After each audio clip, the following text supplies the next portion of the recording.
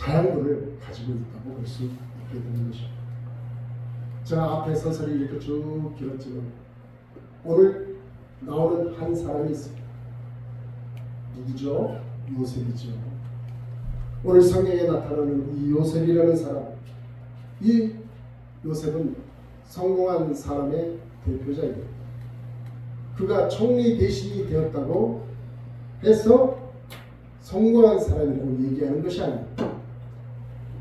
오늘 본문에 보는 바와 같이 그는 신임받는 사람이었어요. 누군가에게 신임을 받았던 사람. 그리고 그는 아주 진실했습니다. 자기 자신 앞에 신실한 사람이요. 그리고 그 능력을 인정받았던 사람입니다. 다른 사람들이 그를 믿어주었다는 것이죠. 진실을 믿고 그 능력을 믿어주었습니다. 좀 더 나아가서는 인파워링 리더십이라는 것을 가졌던 사람. 인파워링 리더십이라는 뭐냐면 명확한 목표와 명확한 권한과 책임과 지도를 제공을 해가지고 그 맡은 일에 주인의식을 가지고 살아가는 사람. 이 인파워링 리더십. 이게 바로 요셉이 가지고 있는 아주 특별한 능력이었다는 것입니다. 다른 사람을 신나게 하고 다른 사람을 신바람 나게 하고 다른 사람을 일하게 하고 능력 있게 하는 그런 인파워링 리더십을 가진 요셉이었다는 것입니다. 이런 그가 일하면서 많은 사람들에게 기쁨으로 힘차게 일할 수 있도록 그렇게 만드는 그런 사람이, 이런 지도자가 필요한 요즘 시대. 독단으로 하는 것이 아니라 오히려 다른 이들로 힘나게 열심히로 뭔가를 할 수 있는 것처럼 그렇게 만들어낼 수 있는 지도자. 이게 요즘 시대에 필요로 하는 지도자가 되는 것입니다. 지금 요셉은 어떤 신분이었어요? 그는 노예였어요. 하지만 그는 정신적으로는 주인이었던 요셉이라는 것입니다. 우리는 그것을 잊지 말아야. 어렸을 적에 그는 어땠습니까? 아버지로부터 너무 극진한 사랑을 받았던 그런 요셉이었습니다. 그런데 그가 노예로 팔려간 다음에는 노예 중에서도 그는 그 사람들에게 인정을 받았고 많은 사람들에게 신앙과 존경을 받고 오늘 성경의 말씀대로 가장 총무를 삼으리라라는 말씀이 기록되어 있는 것처럼 아무것도 관계하지 않고 내 마음대로 안 하는 이 모든 것을 맡긴 바 된 것들을 충실히 감당해냈던 요셉이었다는 것입니다. 또 한편으로는 그가 제수가 됐을 때는 어떻게 됐습니까? 그 동료 제수들 가운데 아주 존경을 받았던 요셉이었어요. 그가 또 왕 앞에 섰을 때는 오히려 왕의 은총을 받은 자가 되었어요. 이 모든 것을 했던 그 사람이 바로 요셉입니다. 그런 인격을 가진 요셉이었던 것이죠. 그러한 인품을 가진 이 요셉은 성공자로서의 대표자가 될 수 있다는 것입니다. 그는 환경과 관계없이 살았던 사람. 환경이 어떻게 바뀌었든 간에 그는 상관이 없었죠.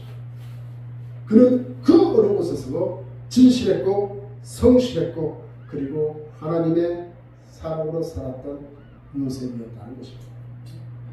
이게 성공한 사람들의 아주 특별한 내용이라는 것이죠.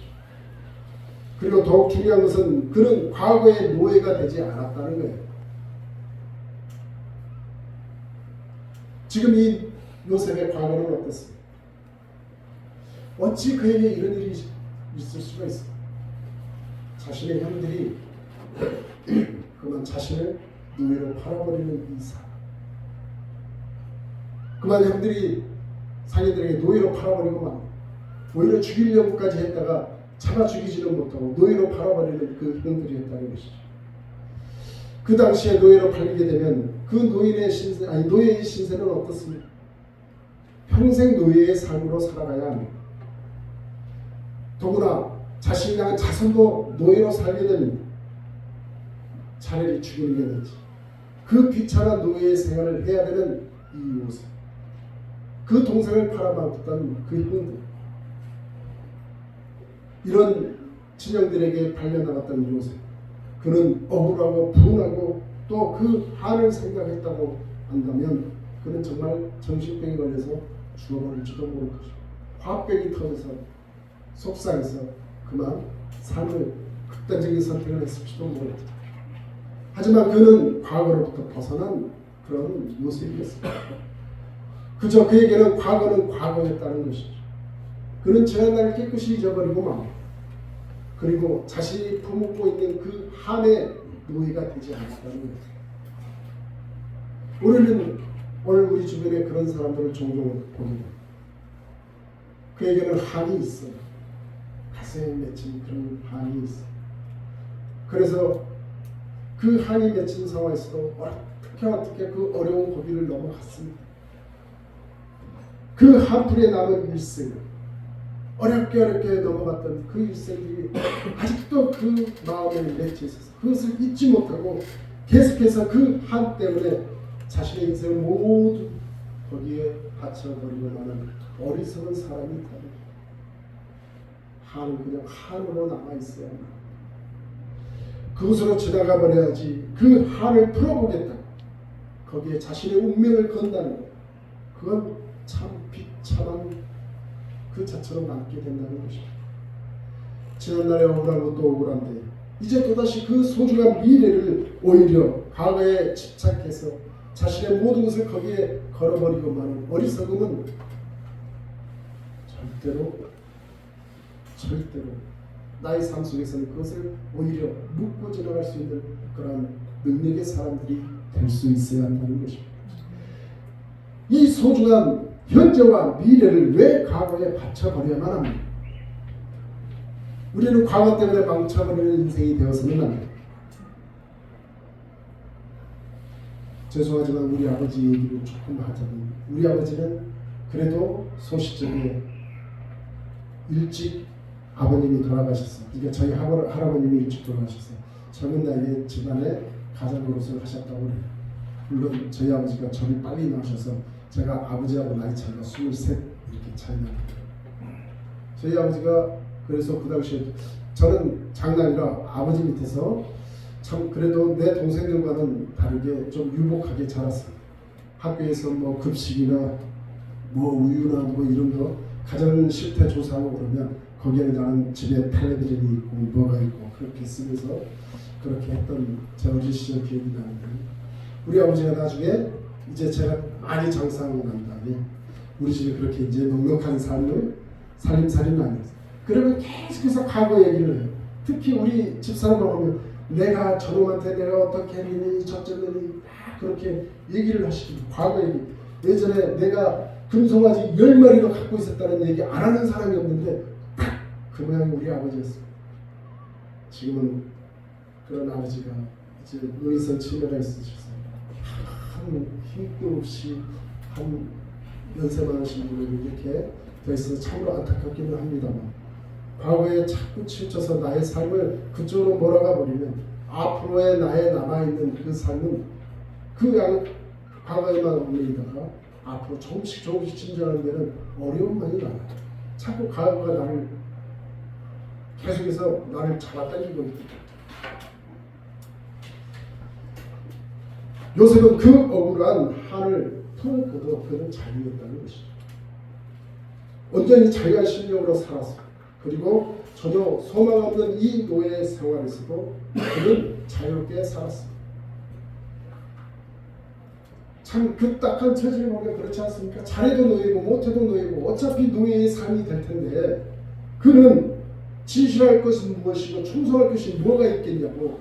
그런데도 그는 노예 중에서 말이 필요 없는 자신 앞에 진실했던 사람이요 자신 앞에 성실했던 사람이요 하나님 앞에 사랑으로 항상 삶을 살아냈던 요셉이었다는 것입니다. 거꾸로 많은 사람들이 나한테 가난이 오히려 나에게는 무죄다. 피압박자는 오히려 무죄다. 나는 가난한 그 삶을 살았기 때문에 오히려 나는 도둑질을 할 수 있다. 나는 많은 것을 빼앗겼기 때문에 이제 나는 좀 뭐를 빼앗아도 된다. 이런 악한 심정으로 나아가는 사람들이 우리 주중에 종종 그렇게 볼 수도 있습니다. 하지만 이 요셉은 진실하게 성실하게 열심히 살았다는 바로 우리의 모습이 이런 모습으로 살아야 됩니다. 또 한 가지 중요한 것은 하나님의 그 사랑의 정체 의식을 가지고 경건하게 살았다는 것. 우리는 그것을 잊지 말아야 합니다. 하나님 앞에 성실했다는 것. 그 누구를 위해서가 아니라 하나님을 위해서. 여러분들도 잘 알고 있는 요셉에게는 아주 유혹의 내용도 나옵니다. 보디발의 아내가 이 요셉을 유혹했던 얘기가 나옵니다. 이거에 대한 후일담인데요. 이런 얘기들이 나와요. 그는 용모가 아름다웠다고 얘기합니다. 그리고 아담입니다. 그래서 이 보디발의 아내가 이 남자를 유혹하기를 원했어요. 그 조용한 시간에 이 요셉을 끌어들여가지고 우리 즐거운 시간을 가지자 이렇게 유혹을 합니다. 그런데 이 요셉은 안 됩니다. 나는 하나님을 믿기 때문에 도저히 그럴 수 없습니다. 이렇게 거부를 했어요.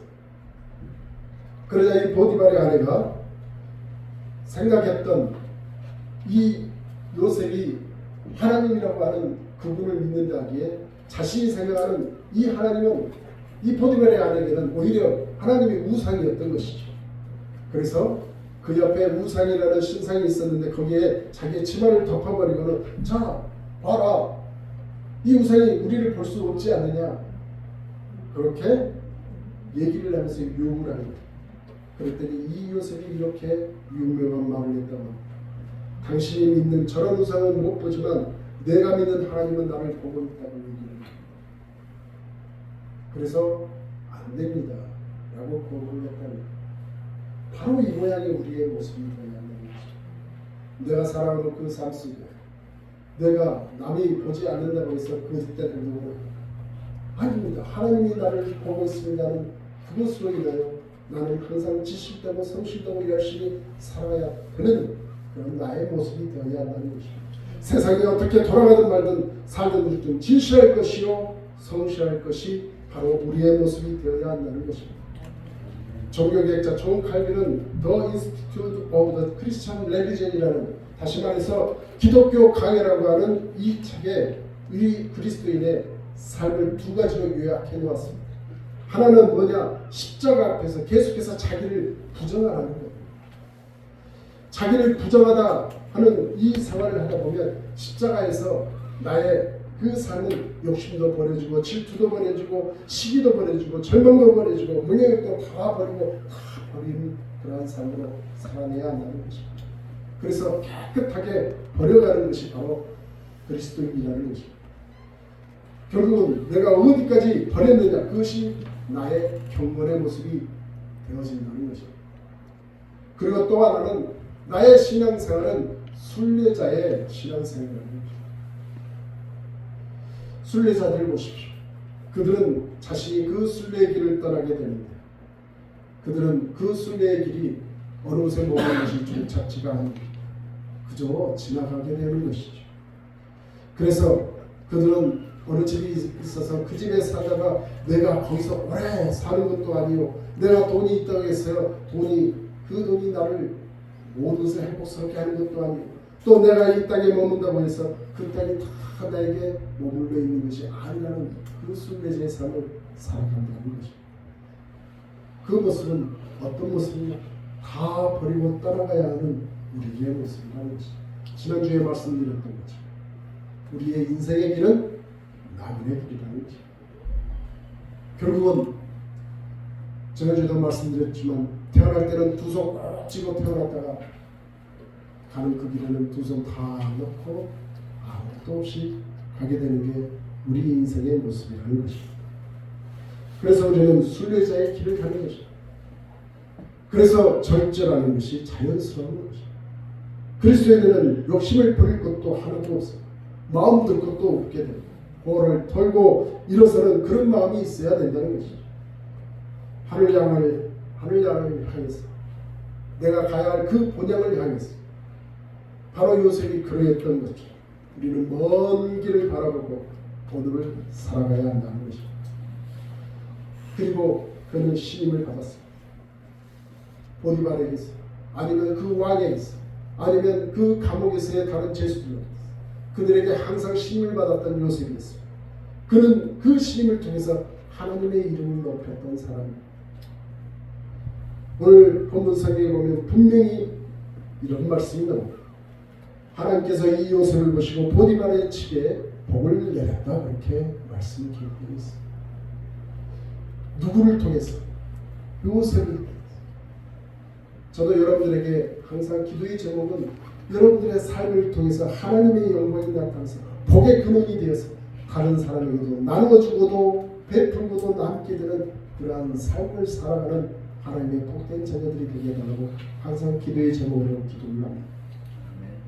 사랑하는 여러분, 이처럼 이 요셉의 인생은 그랬다는 것이죠.